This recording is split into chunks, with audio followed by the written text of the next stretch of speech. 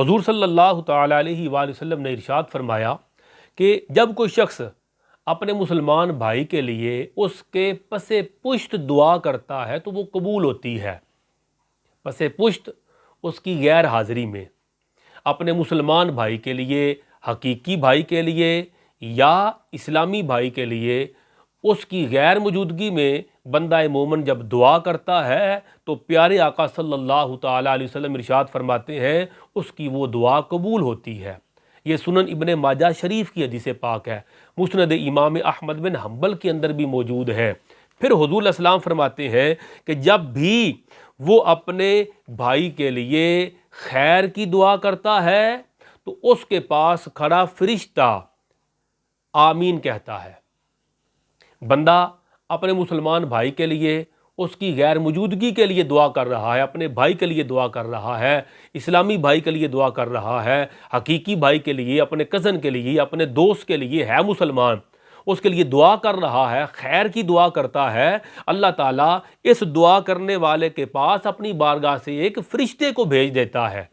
اور وہ فرشتہ کھڑا ہو کر اس کی دعا پر آمین کہتا ہے۔ اور آمین کا مطلب ہوتا ہے اللہم استجب لی، اے اللہ میری التجا کو قبول فرما۔ جب بندہ دعا کرتا ہے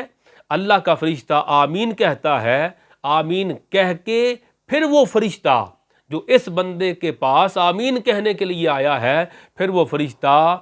اس بندے کے لیے بھی وہی دعا اللہ کی بارگاہ میں پیش کر دیتا ہے۔ گویا جب بندہ اپنے بھائی کے لیے اس کی غیر موجودگی میں عزت طلب کرے، اللہ کا فرشتہ اس کے لیے بھی عزت مانگتا ہے، بھائی کے لیے دولت مانگے، اللہ اس کے لیے بھی اس فرشتے کو کہتا ہے تو بھی وہی التجا کر۔ پھر وہ فرشتہ کہتا ہے یا اللہ اس بندہ مومن نے اپنے بھائی کے لیے عزت مانگی ہے تو اسے عزت خود بھی عطا فرما، یہ اپنے بھائی کے لیے دولت مانگ رہا ہے تو اسے بھی دولت سے نواز، یہ بھائی کے لیے صحت مانگ رہا ہے تو اس کو بھی صحت و تندرستی عطا فرما۔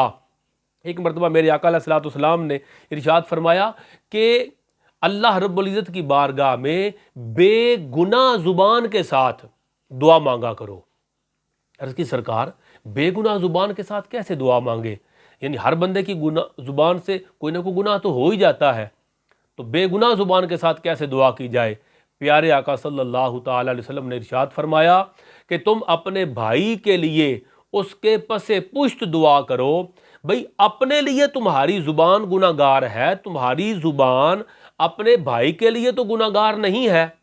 لہذا جب تم اپنے بھائی کے لیے دعا کرتے ہو تو گویا بے گناہ زبان کے ساتھ تم اپنے بھائی کے لیے اللہ کی بارگاہ میں التجا کر رہے ہو۔ جب بندہ اپنے بھائی کے لیے بے گناہ زبان کے ساتھ التجا کرتا ہے تو رب کائنات اپنی بارگاہ سے فرشتے کو بھیجتا ہے، وہ اس کی دعا پر آمین کہتا ہے، اور جب ان دونوں کی آمین اللہ کی بارگاہ میں موافق، دونوں میں موافقت آ جاتی ہے، بندے کی آمین اور فرشتے کی آمین، تو یہ بخاری مسلم کی حدیث پاک ہے کہ پس جب ایک فریق کی آمین دوسرے کے موافق ہو جائے، یعنی بندہ بھی آمین کہے، آسمان کے فرشتے بھی آمین کہتے ہیں، دونوں کی ایک دوسرے کے ساتھ موافقت آ جائے تو اللہ اس کے پچھلے گناہوں کو معاف فرما دیتا ہے۔ گویا پہلا فائدہ یہ ہوتا ہے جب اپنے بھائی کے لیے دعا کرے، آسمان کے فرشتے اس کے لیے دعا کرتے ہیں اور آمین کہتے ہیں، پھر اللہ آمین کہنے پر